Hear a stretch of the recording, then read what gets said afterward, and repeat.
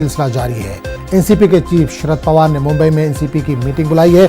वहीं शरद पवार से मिलने कई लीडर शरद पवार की रिहाइशगाह पर भी पहुंच चुके हैं। ये भी खबर है कि कांग्रेस सदस्य सोनिया गांधी ने भी कल मीटिंग तलब की है। सोनिया गांधी ने कल अपनी रिहाइशगाह 10 जनपद पर मीटिंग बुलाई है। याद रहे कि अजीत पवार को एनसीपी लेजिस्लेचर पार्टी से हटा दिया गया और अब इनकी जगह जयंत पाटिल को जगह मिल गई है।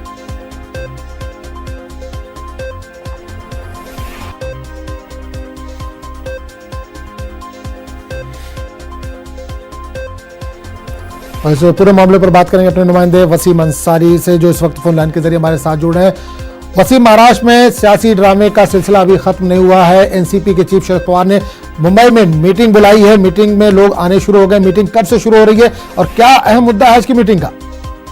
देखिए, जिस तरह से देर रात तक ये पूरा हंगामा चलता रहा, विधायकों का आना जाना लगा था और जिस तरह से ये कहा जा रहा था कि अब 5 विधायकों से अभी संपर्क नहीं हो पा रहा था और बाकी के जो विधायक हैं उनके टच में है, तो सभी विधायकों को देर रात मुंबई के पवई के रिनाइसेंस होटल में शिफ्ट किया गया है। सभी वहीं हैं और कुछ देर पहले बीजेपी के संजय काकड़े शरद पवार को मिलने आए थे और उन्होंने क्या बात की इस वक्त अब तक खुलासा नहीं हो पाया है। अब लगातार बीजेपी की तरफ से प्रयास किया जा रहा है कि एनसीपी को मनाया जाए ताकि किसी न किसी तरह से सत्ता वो बना सकें, क्योंकि जो आंकड़े उनके पास है, अगर जब तक एनसीपी का समर्थन नहीं मिलता है, ये सत्ता फ्लोर पे अपनी जो टेस्ट फेल हो जाएगा, ये बेहतर तरीके से देवेंद्र फडणवीस जानते हैं। तो ऐसे में उनके लिए एक जरूरत बन चुकी है। तो कोशिश की जा रही है कि एनसीपी नेताओं को अपनी ओर आकर्षित करना और जिस तरह से ये दावे किए जा रहे हैं कि भले ही देर रात सभी विधायक दोबारा पहुंच गए हैं, लेकिन अब भी 10 से 12 जो विधायक है वो अजीत पवार के टच में, बीजेपी के टच में और फ्लोर टेस्टिंग में बीजेपी पूरी तरीके से अपना जो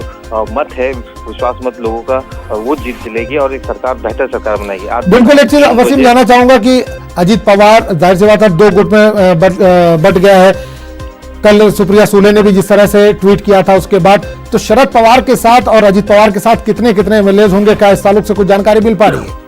देखिए, अजीत पवार ने दावा किया था कि उनके साथ 10 से 20 लोग हैं जो उनके साथ है, लेकिन देर रात जिस तरह से पूरा हंगामा चला और शरद पवार ने खुद सुबह से लगातार सभी विधायकों को जुटाना शुरू किया। कई विधायकों को तो उनके नेता एयरपोर्ट से भी पकड़ के यहाँ तक लेके आए हैं। उनके साथ ऐसा देखा गया कि एक कॉम्बिनेशन बताने की कोशिश की जा रही है शरद पवार की तरफ से कि शिवसेना और वो दोनों मिलकर काम कर रहे हैं। कल हमने देखा जब संजय बंसोड़े को वाईबी चौहान लेके जा रहे थे, जो विधायक थे अजीत पवार के साथ गए थे, उस वक्त उनके साथ एकनाथ शिंदे जो शिवसेना के ग्रुप लीडर वो साथ में मौजूद थे, तो वो उनके साथ लेके आए वहां तक। तो ये बताने की कोशिश कर रहे हैं कि महाराष्ट्र में शिवसेना और एनसीपी एक है।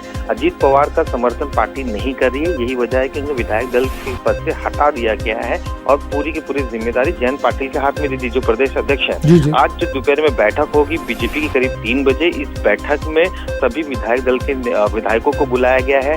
रणनीति तय की जाएगी कि अगर फ्लोर टेस्टिंग होती है तो किस तरह से उन्हें अपने जो मत है, उनके जो विधायक हैं वो किस तरह से अपना सहयोग देंगे, इसे लेकर एक पूरी रणनीति तय की जाएगी दोपहर 3 बजे बीजेपी कार्यालय में। लेकिन आज का दिन सबसे अहम माना जा रहा है क्योंकि ये अंदाजा लगाया जा रहा है कि करीब 11:30 बजे जो सुप्रीम कोर्ट में जो पिटीशन दाखिल की गई है उसके कुछ नतीजे आ जाएंगे। अगर उस नतीजों के अनुसार राज्यपाल क्या निर्णय लेते हैं तो उसी के आधार पर आगे की जो महाराष्ट्र की राजनीति है वो तय हो पाएगी। लेकिन एक बार फिर ये तय हो गया है कि महाराष्ट्र में हो सकता है कि आने वाले दिनों में शरद पवार, उद्धव ठाकरे, अहमद पटेल की बैठक हो, तीनों पार्टी एक साथ मिलकर फिर से सरकार बनाने का दावा कर सके, क्योंकि अब फ्लोर टेस्टिंग होना है और बीजेपी को अपना बहुमत विधानसभा में साबित करना है। बिल्कुल। ऐसी एक चीज और जानना चाहें, कल से बहुत ज्यादा चीजें बहुत जल्दी बदल रही हैं। ऐसे में शिवसेना हो या कांग्रेस हो या एनसीपी हो, जो इनके लीडरान हैं, जो इनके एमएलए चुनकर आए हैं, इनको संभाल कर रखना, बचा कर रखना कितना मुश्किल होगा तीनों पार्टियों के लिए? देखिए, सभी के लिए मुश्किल बढ़ रही है क्योंकि देखा गया है कि इस महज हमने स्टार्ट से ही देखा कि शिवसेना लगातार अपने विधायकों के संपर्क में है, सभी से चर्चा कर रही है और एक जो मीटिंग से पहलू होते हैं वो सब उनकी जानकारी। इससे पहले मलाड के रिट्रीट होटल में रखा गया और दोबारा उन्हें फिर बुलाया गया है। उन्हें होटल ललित इंटरनेशनल एयरपोर्ट के करीब है मुंबई में, वहाँ सभी विधायकों रखा है। लगातार जो उनके नेता है उनसे चर्चा करते रहते हैं। उद्धव ठाकरे खुद मुलाकात करते हैं, आदित्य ठाकरे मुलाकात करते हैं। तो वहीं पे कांग्रेस को कहीं ना कहीं इस बात का डर सता रहा है कि अगर जल्दबाजी करके अगर किसी तरह निर्णय नहीं लिया गया तो ये विधायक हो सकते हैं बीजेपी या फिर उनके समर्थन में चले जाए। यही वजह है कि उनके विधायकों को महाराष्ट्र से बाहर शिफ्ट करने की कवायद शुरू है। अभी अंदाजा लगाया जा रहा है कि जो पिटीशन आएगा उसके नतीजों के बाद ये निर्णय लिया जा सकता है कि उन्हें जयपुर की तरफ, राजस्थान की तरफ शिफ्ट किया जाएगा।